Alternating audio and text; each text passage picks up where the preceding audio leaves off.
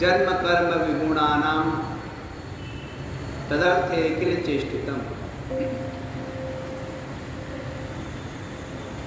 श्रवणम, भगवान की महिमा को, उनके चरित्र को, उनकी लीलाओं को सुनना। कैसे प्रभु ने अवतार लिया, कैसे उन्होंने दिव्य लीलाएं की,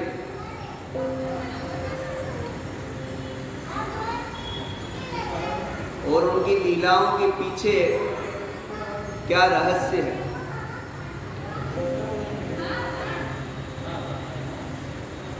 कहते भगवान की कोकल बंधन की लीला है। भगवान ओखली में बंध गए, छोटे से बालक कन्हैया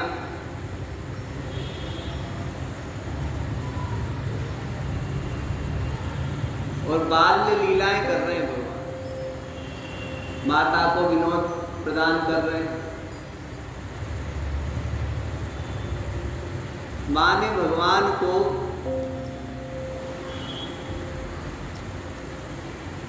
देखा कि वो माखन का नुकसान करते, माखन का नुकसान करते हुए उन्होंने देखा। तो पहले कई बार समझा चुकी थी पर मानते ही नहीं थे। तो मां उनके पीछे छोटी सी लकड़ी डंडा लेकर के दौड़ी। भगवान आगे आगे दौड़ रहे हैं और माता जी पीछे पीछे दौड़ रही हैं। माता जी ने हाथ में डंडी ले रखी है और भगवान का पृष्ठभाग माता देख रही है। पृष्ठे त्वधर्मः, भगवान की पीठ से अधर्म उत्पन्न। जब प्राणी अधार्मिक हो जाता है तब जाकर के पाप कर्म करता है। भगवान की पीठ से उत्पन्न हुए अधर्म को देखा उन्होंने। भगवान को पीछे से देख रही है, अधर्म दिख रहा है, इसीलिए डंडा हाथ में लेकर के उनको मारने दौड़ते। किसी को मारने का भाव आ गए तो समझ लो हम अधार्मिक हो रहे हैं। मारने का हमको किसी को भी कोई अधिकार नहीं। हमारे गुरुजी महाराज बोलते थे कि पढ़ाते समय भी विद्यार्थियों को भी मारना नहीं, छड़ी नहीं, अपने कौशल से उसको पढ़ाओ। कई बार लोग बोलते थे महाराज ये बहुत ज्यादा उपद्रवी है, ये सुनता ही नहीं है। तब भी वो कहते थे कोई बात नहीं, नहीं भी सुनता पर प्रेम से, प्रेम सबसे बड़ी चीज। वो प्रेम से बच्चा सीख जाए। अरे तोते को हम घर पे पालते हैं तो कोई छड़ी से मार के थोड़ी सिखाते हो उसको, पर आप जो सिखाते हो तोता सीख जाता है। और आपने तोते से कहा तोता राम, तो वो तोता राम राम बोलने लगता है। जो आपने सिखाया तोता सीख लेता है, फिर बोलता है। तो भैया उसको कहाँ छड़ी मारी, सीख गया ना वो। तो जब वो तोता सीख सकता है तो ये क्यों नहीं सीखेगा।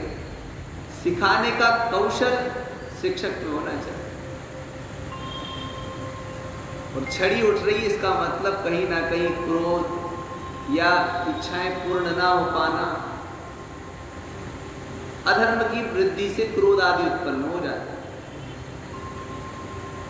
पाप प्रवृत्त मनुष्य के अंदर क्रोध की मात्रा बढ़ जाती है।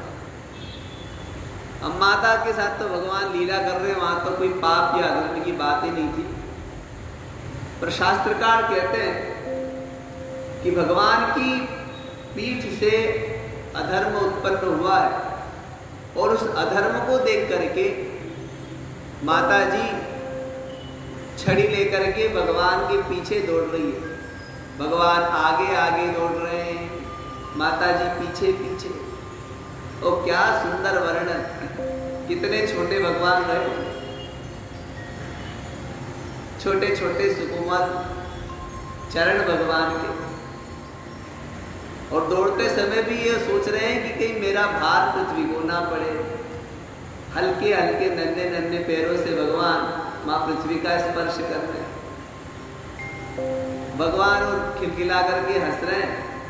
बालक की हंसी जो होती है ना, वो निष्कपट होती है, उसको कोई कपट से नहीं हंसता। मनुष्य जब बड़ा हो जाता है और व्यवहारिक हो जाता है, चार आदमी मिलते हैं उसको, तो वो उसकी इच्छा ना होता तब भी उसको हंसना पड़ता है। तो वो जो हंसी है वो कपट युक्त है, स्वच्छ अंदर की नहीं है, मन की प्रसन्नता की हंसी नहीं। जब हम मन की प्रसन्नता से हंसते हैं तो खिलखिला के हंसते। छोटे से बालक को आपने हंसते देखा, कोई भी चीज को देखेगा और अंदर से हंसेगा, क्योंकि अंदर प्रसन्नता उत्पन्न, मन प्रसन्न हुआ तो वो स्मित मुख हो जाए। भगवती जगदम्बा निरंतर मुस्कुराती रहती है, स्मित मुखी, क्योंकि वो प्रसन्न है हमेशा, हर अवस्था में, हर काल में। भगवान के मंदिर में जाके भगवान की मूर्ति को देखो तो मुस्कुराहट वाली मूर्ति दिखती है। वो निरंतर हंसते रहते हैं, मंद मंद मुस्कुराते रहते हैं, अंदर से प्रसन्न युक्त है, आनंद स्वरूप भगवान। भगवान हंसते हुए जा रहे हैं और माता उनको छड़ी लेकर के पीछे मारने के लिए दौड़ रही, डरा रही। भगवान आगे आगे, माता जी पीछे पीछे। और बेचारी माता जी बूढ़ी थी पहले से, अति वृद्धावस्था में भगवान का पदार्पण वृंदावन में हुआ था। माता जी की अवस्था बहुत थी, भगवान बाल लीलाएं कर रहे हैं वृंदावन में। और देखा माता जी थक गई हैं, तो भगवान देखा कि माता जी अब थक गई हैं, तो पास में आए और मुस्कुराने लगे। भगवान जब खिलखिला के हंस रहे थे, ओह कितने सुंदर, बच्चे को देखा ना हंसते, एक तो दांत नहीं होते उसके, और वो हंसता तो बड़ा सुंदर लगता, रोम रोम खिल जाता। और फिर उसकी बोली भी जो तोतली होती है, छोटा बालक स्पष्ट नहीं बोल पाता, तो वर्ण का उच्चारण स्पष्ट रूप से नहीं हो पाता, इस कारण से तोतला बोलता है। जो बालक का तोतरी बाता, मुदित होत गुरु पितु अरु माता। माता पिता गुरुजन वो बड़े प्रसन्न होते, वाह वाह बालक कितना सुंदर बोला। आज धीरे धीरे मम्मा पापा पता नहीं क्या क्या बोलने लगता है। अब भगवान माता से कह रहे हैं तोतली भाषा, कुछ बातें कर रहे हैं।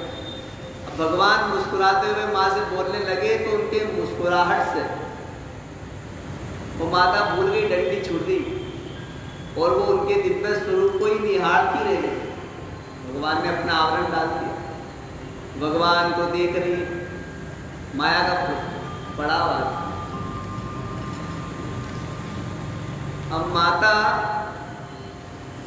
भगवान से कह रही है मैं तेको बांध दूंगी, तू बहुत जो है ना उधम करने लग गया, आज बहुत परेशान कर।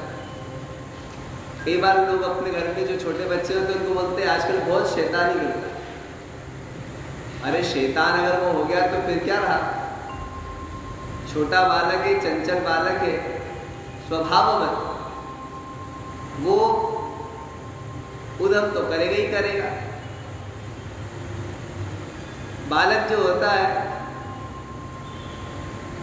उसके मन में बाल्यावस्था में चंचलता बहुत होती है, मन चंचल बहुत है, इसलिए संपूर्ण शरीर की इंद्रियाएं और सब कुछ चंचलता युक्त रहते।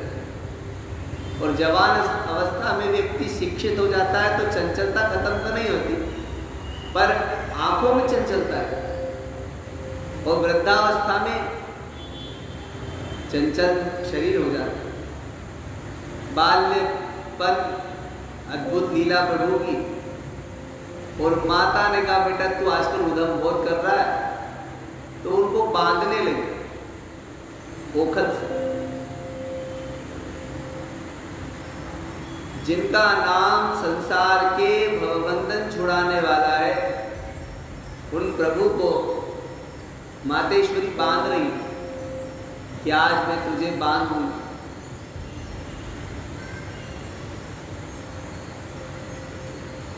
भगवान वहां लीला कर रहे, माता जी रस्सी लेकर के आई और उनको बांधने लगी।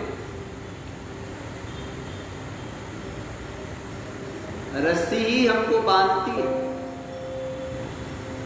बंधन रस्सी से ही तो है। पशु शब्द का अर्थ ही होता पाशबद्ध पशवः, जो रस्सी से बंधा हुआ है वो पशु है। और मनुष्य भी एक रस्सी से बंधा हुआ, पर हम लोगों की जो रस्सी होती है वो दिखती नहीं है।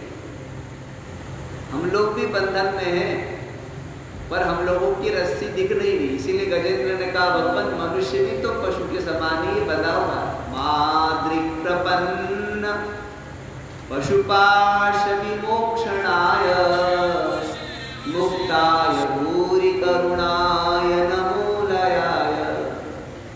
हे भगवान, इस संसार में जितने भी जीव है सब बंधन में पड़े हुए हैं।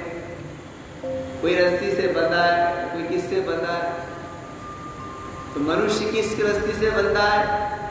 तो ममता की रस्सी। शरीर के जो संबंधी हैं उनसे हमारा ममत्व है, इसलिए हम उनसे बंधे हुए। और ये शरीर मैं हूं, इसलिए अहमता की रस्सी, ये दो रस्सियों ने हमको बांध रखा।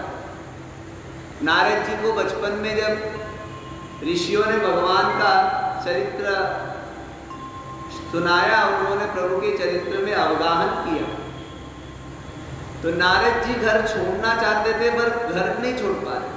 प्रभु से प्रेम है, भगवान को प्राप्त करने की उत्कंठा भी है, फिर भी गृह का त्याग नहीं कर पा रहे।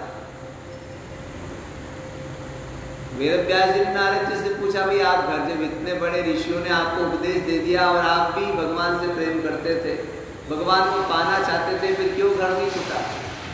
तो नारद जी अपने पूर्व जन्म की कथा सुनाते हुए वेद व्यास जी को कहते हैं कि व्यास जी,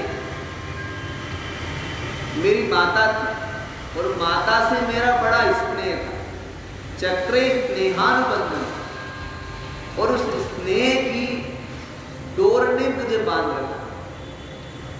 वो काल के प्रभाव से माता का शरीर जब पूरा हो गया तो उन्होंने कहा देखो भगवान ने कृपा करी, माता से जो प्रेम था, स्नेह था, वो भी अब रस्सी टूट गई, रस्सी छूट गई, फिर जाओ। और जब तक रस्सी है तब तक मुश्किल। एक ने कुछ दिन हम पहले हमसे कहा कि एक महात्मा को वहां पर आप नियुक्त करवा दो, तो वो वहां पूजा पाठ करता रहेगा। हमने कहा भाई महात्मा की जिम्मेवारी नहीं ले सकते, महात्मा का क्या भरोसा, रमते राम है, आज यहाँ कल कहा। एक महात्मा जी कहते थे जो महात्मा और गृहस्थ दोनों घोड़े जैसे होते, दोनों की चार पैर। तो उन्होंने कहा घोड़ा जो होता ना, घोड़े को बांधने वाले क्या करते हैं कि घोड़े के दो पीछे के पैर भी बांध देते हैं और आगे के पैर भी बांधते, पर घोड़ा इतना वो होता है कि आगे की रस्सी छुड़वा देता है पर पीछे के पैर बंद रहते। तो कहते थे महात्मा की तो ना आगाड़ी है ना पिछाड़ी है, सब खुले हुए, और गृहस्थी की पिछाड़ी बंदी हुई, आगे की तो खुल जाती। पीछे के लोगों में उसका अभिबंधन है, मेरे बाद भी इनका क्या होगा, उनका क्या होगा, तो पीछे की बड़ी चिंता रहती है उसको, मैं ऐसा कर जाऊं, मैं वैसा कर जाऊं, वो नहीं छोड़ पाता। तो वो घोड़े की पिछाड़ी बंधी हुई है और महात्मा की ना आगाड़ी ना पिछाड़ी, कुछ नहीं, खुला, बिना सूंड के हाथी जैसा घूमे फिरे। उन्होंने कहा जब तक स्नेह है तब तक बंधन, और संसार में हम भी सब बंधन में ही लगे हुए, ममता नहीं छूटी। ये ममता जो है ना,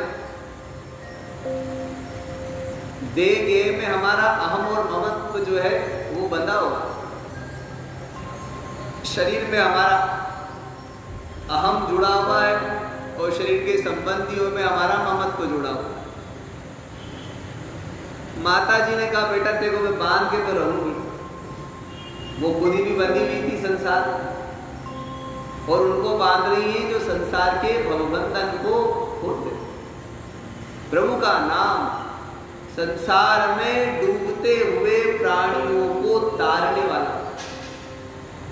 किसी कवि ने कहा है भवजल निगतानां द्वंद्व मोहेवतानां सुत दुहित त्रिकलत्र त्राणभारार्दितानां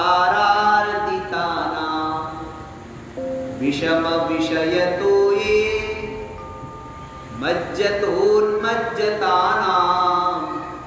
भवतु शरणमेको विष्णुपूतो नराणाम्। ये भवजल दी, भव माने संसार, और ये जो प्रपंच है ये इसकी लहरें हैं आ रही। और ये जो संसार में रह करके हमको नाना प्रकार के द्वंद्व उठाने पड़ रहे हैं, क्या है? पानी में चलने वाली हवा है, हवा। संसार सागर, उस पे प्रपंच की नाना प्रकार की तरंगे उठ रही हैं और उन तरंगों में जो हवा चल रही है तरंगों को यहां से वहां ले जा रही है।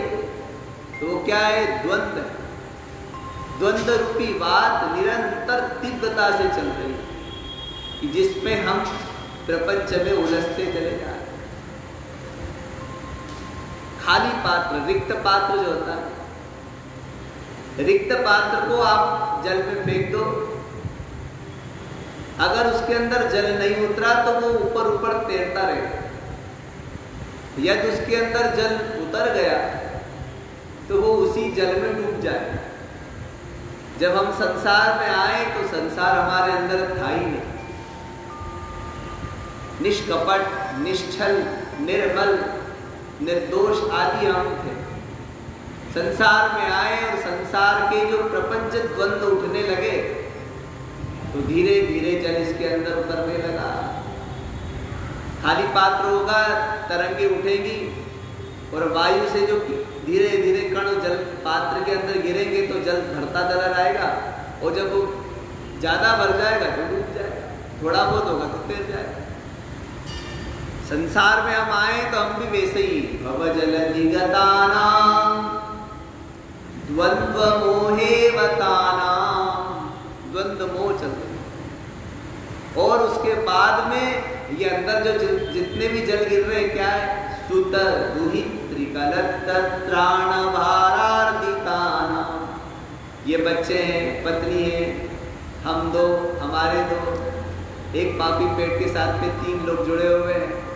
तो ऐसे जीवन चलते चलते चलते चलते वो मनुष्य पात्र बढ़ता चला जाता। भाई संसार ये तो हो गई। फिर चिंता है, चिंता सापिनी को नहीं खाया,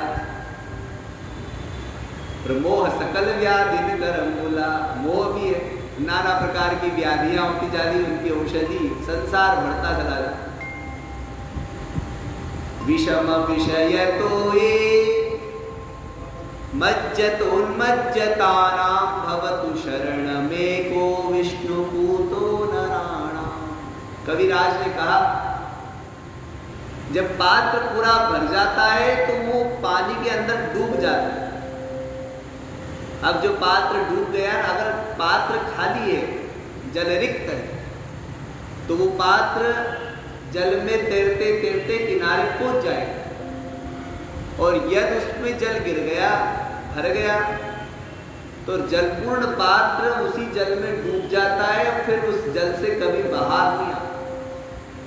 तो जो जल में डूब गए हैं वो बाहर कैसे आएंगे? जो इस भवजल निधि में संसार में डूब गए हैं, जो तर गए उनको तो कोई दिक्कत ही नहीं है, उनका तो अपना कल्याण हो ही गया है।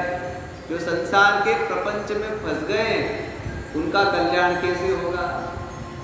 तो महास्वामी ने कहा कि जो भगवान के नाम का आश्रय ले ले, गुरुचरणाश्रित हो जाए, जैसे कुएं में लोग पहले पानी खींचते समय बाल्टी वगैरह, घड़ा वगैरह गिर जाता, कई बार वो रस्सी नहीं ढंग से बंध पाती, तो रस्सी पानी के अंदर बार बार बाल्टी को पानी खींचते खींचते बाल्टी क्या होता था, रस्सी को छोड़ देते, तो छूटने से वो बाल्टी अंदर ही कुएं में डूब जाती। तो लोग क्या करते थे कि उसको निकालने के लिए एक लोहे की कड़ी वगैरह रखते और 5-6 कड़ियाँ होती थी उसमें, और वो रस्सी में बांध करके उसमें डालते, और वो जो उसका एंगल होता है कड़ी उसकी, वो कड़ी में वो जुड़ जाती, टंग जाती, और वो लोग उसको खींच लेते। 5-6 कड़ियाँ होती थी, जिस कड़ी में भी वो टंग जाए, अटक जाए, वो खींच लेते। अच्छा, जब बाल्टी वो खींचते तो खाली बाल्टी नहीं आती, जल युक्त ही बाल्टी बाहर आती थी। वैसे ही जो संसार में डूब गए हैं, उनको भगवान के नाम रूपी कड़ी से, सदगुरु के चरण रूपी कड़ी से जब वो जुड़ जाते हैं तो संसार सागर से पार हो जाते हैं। संसार उनके अंदर ही रहता है, जैसे बाल्टी बाहर आई तो पानी उसमें था, वैसे ही संसार उनमें रहता है, पर भले ही से रहे फिर भी वो संसार सागर से पार हो जाते हैं। प्रभु नाम की ये महिमा, पर ये बंधन छोड़े तब तो प्रभु की महिमा समझता है, पर हमारे तो बंधन अहम और महम के जुड़े हुए, ये मेरा ये तेरा, ऐसे संसार में इतने जुड़े हुए, शरीर की सेवा कर रहे हैं, उसमें इतने उलझ गए कि पता ही नहीं चल रहा कि हम एक दिन छोड़ के चले जाएंगे, फिर भी लगे हम और हमारे, मैं और मेरा, तोर तोर मोरते माया, माया अपना प्रभाव दिखा दी। और भगवान का भजन छोड़ करके लोग संसार के विषयों में लगे। हरित जी होय विषय अनुरागी। और कबीर ने ऐसे लोगों के लिए कहा, ये तन की और धन की कितनी ही आप सुरक्षा कर लो, ये एक दिन मिट्टी में मिल जाने वाला है, कुछ नहीं रहना। धन की को न बढ़ाई, देखत नैनों में माटी मिलाई, अपने खातर महल बनाया, अपने खातर महल बनाया, आप ही जाकर जंगल सोया। जंगल भी चला गया, कब तक, कितने, घर में तो रहेगा नहीं, घर में मर जाएगा तो लोग कब तक रखेंगे। उन्होंने कहा नहीं भैया अब इसको पहुंचा। अब तो स्मशान के अच्छे आलिशान हो गए, पहले तो जंगल भी होते थे, उसको ले गए और जला करके रात जब वो होने लगा तो ऐसा लगा हाड़ जले जैसे लाकड़ी की माँ, हाड़ जले जैसे लकड़ी की मोली, बाल जले जैसे घास की कोली। कहत कबीरा सुन मेरी दुनिया, आप में पीछे डूब गई दुनिया। कुछ नहीं होना, हम कितना ही कर जाए, हम मर गए, पीछे कुछ नहीं रहना। और उसके पहले आंख नहीं खुल पाई, क्या होगा पीछे, क्या होगा, इसकी बड़ी चिंता बनी रहती, और उसके लिए निरंतर प्रयत्नशील व्यक्ति रहता है। वो संसार के विषयों में उसको निरंतर सुख की अनुभूति होती रहती है। सुख ढूंढता है, होती नहीं, सुख ढूंढता है। और किसी वस्तु से सुख मिल भी गया तो विचारक पुरुष कहते हैं कि वो सुख उसका नहीं है, वस्तु का नहीं, वो सुख अपने अंदर का ही है।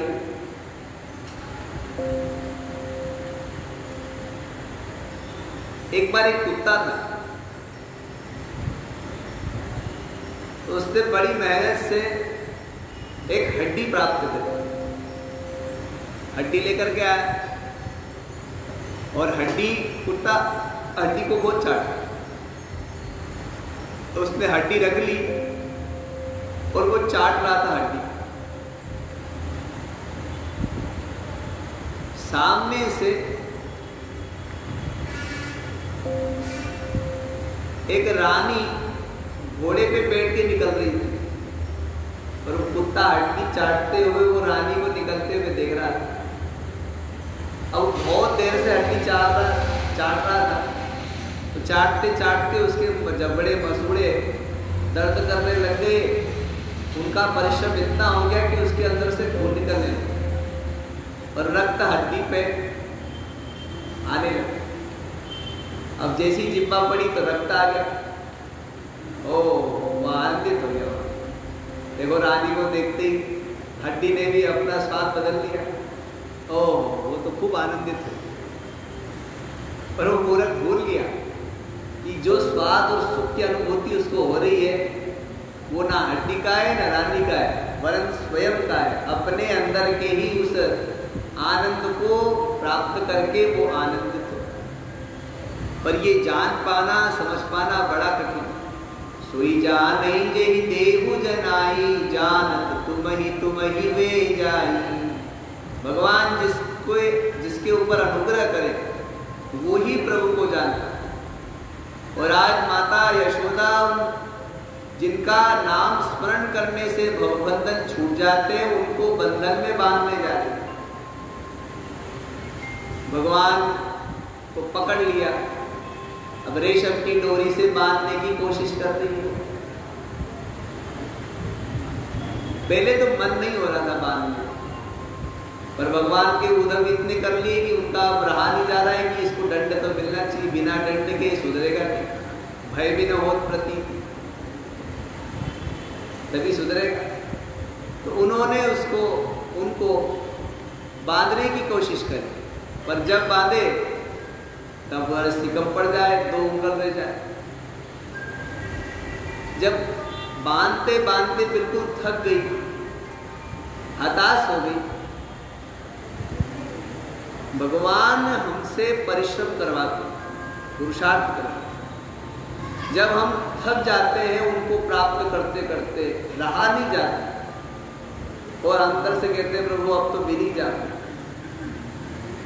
पहले प्रयत्न जरूरी है, पुरुषार्थ जरूरी है।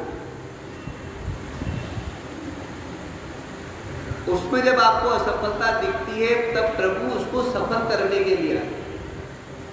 माता जब उनको बांध नहीं पाई, हताश हो गई, तो प्रभु ने कृपा करी और बंध गए। जिनको कोई नहीं बांध सकता, भय भी जिनके नाम से भयभीत हो जाता है। पहले तो वो माता को देख करके भयभीत हो रहे थे, डर रहे थे,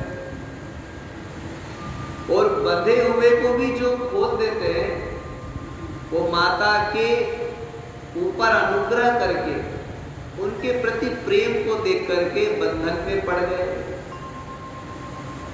भगवान प्रेम की भूखे हो गए। आपने कह दिया ये मेरा काम होना चाहिए, और आपका प्रेम प्रबल है, तो वो कार्य निश्चित होगा। उसके लिए चाहे उनको स्वयं को अपनी प्रतिज्ञा ही क्यों ना तोड़ना पड़े। पितामह भीष्म का आख्यान जगत प्रसिद्ध है। भगवान और भगवान के भक्त, उनके विषय में कहना बड़ा कठिन है, अवर्णनीय है दोनों। हरि और हरिजन के विषय में कह पाना बड़ा मुश्किल होता है, और दोनों ही विनोदी होते हैं, दोनों ही लीला में पूर्ण होते हैं। दोनों एक दूसरे को आनंदित करने के लिए लगे रहते हैं, भक्त भगवान को और भगवान भक्तों को। एक दिन भगवान श्री कृष्ण तुलसीदास जी के ऊपर प्रसन्न हो और उनको दर्शन देने के लिए पधारे। मोर मुकुट धारण किए हुए, पीतांबर पहने, वैजयंती माला, वक्षस्थल पे कौस्तुभ मणि, पद चिन्ह, हाथ में बांसुरी धारण किए हुए, त्रिभंगी शरीर, उनके दिव्य माधुर्यमय स्वरूप को देख करके कौन मुग्ध नहीं होगा। तुलसीदास जी के पास में गए, तुलसीदास जी से कहा अरे प्रणाम कर मेरे को। तुलसीदास जी ने कहा मैं महाराज आपको प्रणाम नहीं करूँ। जब ऐसा भगत प्रणाम नहीं कर रहा, तो उनका नहीं, मैं नहीं प्रणाम। क्यों नहीं कर रहे?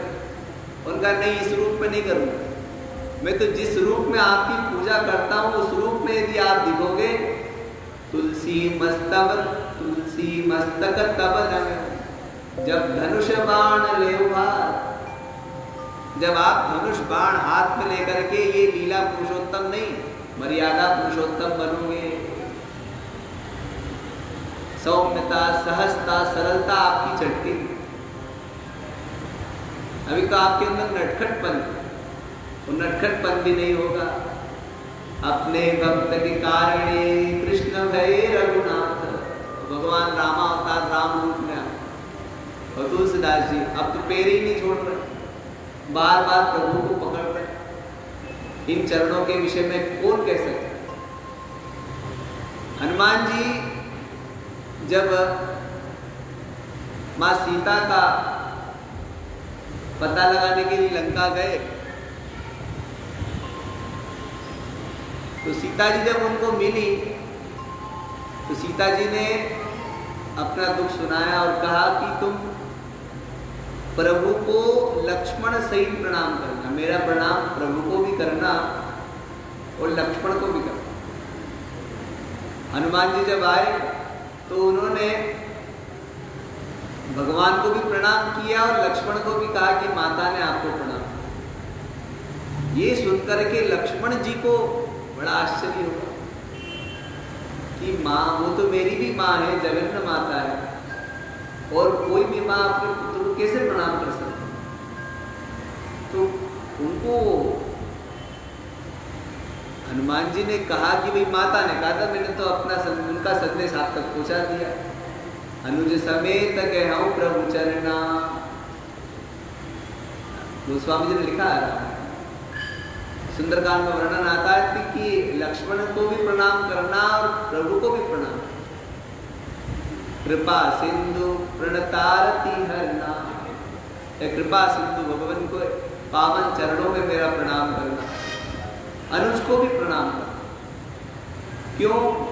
क्योंकि हम दोनों ने जब वन का संदेश हमको मिला कि भगवान राम वनवास के लिए जा रहे हैं, तब हम दोनों भी इनके साथ में बोले और हमने कहा था कि इनके चरणों की पग चिन्हों को हम निरंतर देखते रहेंगे, एक क्षण के लिए भी नहीं छोड़ेंगे। पर उस प्रतिज्ञा पे लक्ष्मण जी तो उतर गए और मैं नहीं उतर गया, क्योंकि मेरी और लक्ष्मण हम दोनों की प्रतिज्ञा थी कि हम दोनों की दृष्टि प्रभु के पावन चरण कमलों पे रहेगी, टिकी रहेगी। एक क्षण के लिए भी उनके चरणारविंद को हम नहीं छोड़ेंगे। पर मेरी दृष्टि हरि से हिरण पे आ गई, इसलिए हरण हो गया। और लक्ष्मण की दृष्टि एक क्षण के लिए भी हरि चरणों से विमुख नहीं। हनुमान जी को जब माँ ने कहा था, हनुमान जी ने कहा नहीं, ऐसा नहीं माँ, मुझे तो ऐसा लगता है कि आपकी दृष्टि हिरण पे आना भी कल्याण के लिए ही है।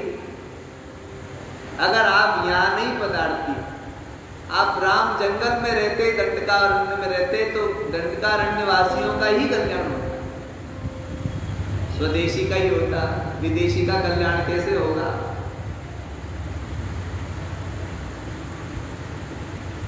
स्वदेशी का कल्याण नहीं, विदेशियों का भी कल्याण होना चाहिए। ये सोचते हुए माँ सीता जी, जानकी जी, उन्होंने कहा आपने उस हिरण के ऊपर दृष्टि डाल के, दृष्टि तो उस हिरण का भी कल्याण किया, राक्षस में था, और वहां से आप सीधे लंका पधारी और लंका में पता नहीं किन किन का कल्याण आपने किया, सबका कल्याण।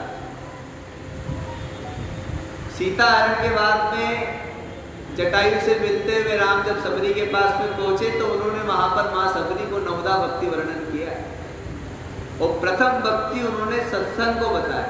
प्रथम भक्ति संतन कर संगा, हे मां सबरी, पहली भक्ति संतों का संग। हनुमान जी जब लंका आते हैं तो जानकी जी को ढूंढते रहते हैं, मंदिर मंदिर प्रतिकर सोधा, जे देखे जहाँ तहाँ गणित।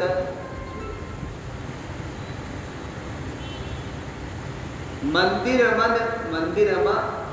न दिखी वैदेही, पर किसी भी जगह वैदेही का दर्शन नहीं किया और वो देखने लगे कि यहाँ तो सब राक्षसी है। लंका निश्चर निकर निवासा, पर उन्होंने एक भवन अलग से देखा और वहां अलग से भवन देख करके ये भी देखा कि हरि मंदिर तहा भिन्न बना, वहां भगवान का एक मंदिर बना। संत में और सामान्य व्यक्ति में यही अंतर है। सामान्य व्यक्ति अपने लिए बनाता है और बड़ा अच्छे उसमें महल बनाता है और उसको बड़ा सजाता भी है, और जो कुछ करता अपने लिए करता, भगवान के लिए करता। अभी कल परसों की बात है, एक का फोन आया मेरे पास, उसने कहा महाराज एक काम करो, कोई नंबर बता दो आप, और अगर ये काम अपना हो गया ना तो आधा तेरा आधा आपका आधा मेरा। हमने कहा नहीं भैया, हम भगवान से तेरे लिए प्रार्थना कर लेंगे और पूरा का पूरा तेरे ही, हमको चाहिए ही नहीं। हमारा तो जो था वो भी छोड़ दिया हमने, इस पे कहाँ उलझना।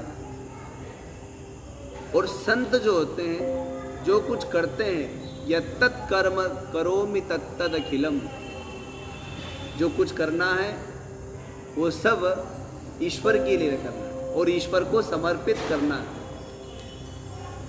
नारायणायेति समर्पयेतत्, इस भाव से करते, ईश्वरार्पण बुद्धि से। ईश्वरार्पण बुद्धि से कोई भी कार्य करोगे तो तुमको कर्म का जो फल है, पाप या पुण्य, वो नहीं मिलेगा, और स्वयं रखते हुए करोगे तो मिलेगा। महात्माओं की कथा सुनाते हैं इसमें कि एक माली था, माली, और उसने बड़ा सुंदर बगीचा सजाया। बगीचा बड़ी चीज होती है, और इतना सुंदर बगीचा कि कई तरह के उसमें उसने फुलवारियां लगाई, नीले रंग के अलग, श्वेत रंग के अलग, पीत वर्ण के अलग, अलग अलग पुष्पों का चयन किया, और सुगंधित पुष्प, कई दिखने वाले पुष्प, कई बेलिया गुलाब। ओहो, कितना सुंदर बगीचा, जो भी आए प्रसन्न हो। एक दिन क्या हुआ, उसके बगीचे में गाय आ गई। अब उसको गुस्सा आ गया, अपनी चीज पे कोई अधिकार करे तो हमको एकदम से आतुरता आ जाए, क्रोध हो जाए। उसने आंख देखा ना, तब डंडा उठाया, गाय को मार दिया और बेचारी गौ उसी समय मर गई। गौ हत्या का पाप लग गया। अच्छा, वो व्यक्ति का सत्संगी होगा, मेरे जैसा क्षणिक कभी कभार बेमन से सत्संग में जाया करता होगा, उसने सुन लिया, किसी वेदांती महापुरुष के पास में पहुंच गया और सुन लिया उसने, जो कुछ कर रहे हैं ईश्वर, शरीर तो नश्वर है, हाथ के देवता इंद्र है, अलग अलग है, शरीर में अलग अलग अवयवों के अलग अलग देवता होते हैं, इंद्रियों के अलग अलग गोलक है, उनके अधिष्ठात्री देवता भिन्न भिन्न होते हैं। तो हाथ के अधिष्ठात्री देव इंद्र है, उसने ये सुन लिया, और वो जैसी ब्रह्मा गौ हत्या निकली, ब्रह्म हत्या, उसको मारने के लिए आई, तो उसने कहा भाई ये तो मैंने नहीं मारा, हाथ ने मारा, और हाथ के अधिष्ठात्री देव इंद्र है, इसलिए इसका पाप इंद्र को लगना चाहिए। ओ स्वर्ग में पहुंचे, और स्वर्ग में तो बड़ा आनंद हो रहा था, अप्सराएं नाच रही थी, देवता बड़े आनंदित थे, और एकदम से वो विकराल ब्रह्म हत्या जब वहां पहुंच गई, बड़े बड़े दांत, दाढ़ियां, और उसके बिल्कुल विकराल शरीर को देख करके सब देवता भयभीत हो गए। तो इंद्र को मारने दौड़ी, तो इंद्र ने पूछा भाई क्या हो गया? अरे बोले तुमने अभी अभी एक गाय को मारा, इसलिए तुमको मैं मारूंगा। अभी हम तो यहाँ स्वर्ग में बैठे, हमने तो किसी को नहीं मारा। उन्होंने कहा नहीं, नीचे एक ब्रह्मज्ञानी उसने कहा कि हाथ के अधिष्ठात्र देव इंद्र है, इसलिए इंद्र को लगना चाहिए। कहा ये ठीक तो है, पर थोड़े अगर मैंने किया तो तुम मुझे ले जा, पर पहले एक परीक्षण कर लिया। तो उनका चलो, उनका नहीं नहीं देवी, इतने विकराल रूप में नहीं, थोड़ी सौम्य स्वरूप हो जा। और सुंदर हो जा। आकर्षण तो रहे, सुंदर हो गई। अब गए और फिर उन्होंने सबसे पहले बगीचे में होते निरीक्षण की दृष्टि से, कुछ लोग होते हैं वो निरीक्षण का ही काम रहता है, करना लेना देना कुछ नहीं, वाह क्या सुंदर, ये वहाँ बस इतनी बात करी चलती। वो भी उसी रूप में आए और उन्होंने कहा वाह क्या सुंदर बगीचा है, क्या सुंदर फुलवारी, क्या सुंदर फूल और कितनी खुशबू आ रही है और ये नाम कितना सुंदर लिखा हुआ है, वाह वाह। और ऐसा लग रहा है कि शमी के अंदर से आम उत्पन्न हो गए। एक बार मैंने देखा, जयपुर में था मैं, तो एक बगीचे में ले गया एक व्यक्ति अपने फार्म हाउस में, और उसने क्या कर रखा था कि शमी के अंदर आम को मिलाकर के एक नया पौधा बनाया, वृक्ष शमी का, उसके पत्ते भी शमी के और फल आम के आ रहे। वो मेरे पास में लेके आया, महाराज खाओ, मैंने कहा नहीं तू ही खा, मुक्त हो जाए। हम तो देख के प्रसन्न। तो उन्होंने, इंद्र ने उसका बहुत वर्णन किया और अपनी प्रशंसा को, प्रशंसा के पुष्पों की माला किसको अच्छी लगती है, सब और फूलता चला। माली आ गई, कई काम मैंने किए। उनका तूने? बोले हाँ मैंने। कैसे किया? उनका मैंने अपने हाथों से, इन्हीं हाथों से। बोले हाँ इन्हीं हाथों से। जब खूब इंद्र ने उसको अच्छी तरह से पहचान लिया तब ब्रह्मा हत्या से कहा इसी को ये तो अहमता और ममता की जो चीज होती है वो मैं पना हमारा नहीं जा पाता। और वो कब जाएगा? जब हम भगवान के भक्तों का संग करते हैं और भगवान के चरित्र का श्रवण करते हैं। हनुमान जी ने लंका में देखा कि यहाँ तो सब दुर्जन लोग रहते हैं। लंका निशिचर निकर निवासा, यहाँ कहाँ सज्जन करवासा।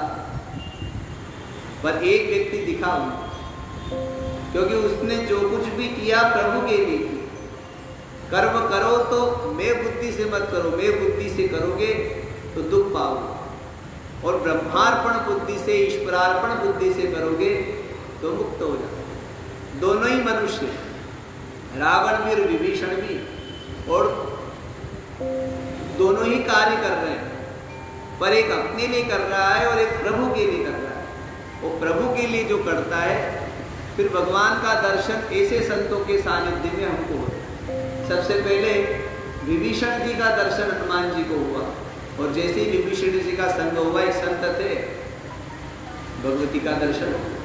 संत के सानिध्य में जगदम्बा का दर्शन कर मनुष्य उन्नति का कारक बनता है, कल्याण का भागी होता है। श्री राम जय राम।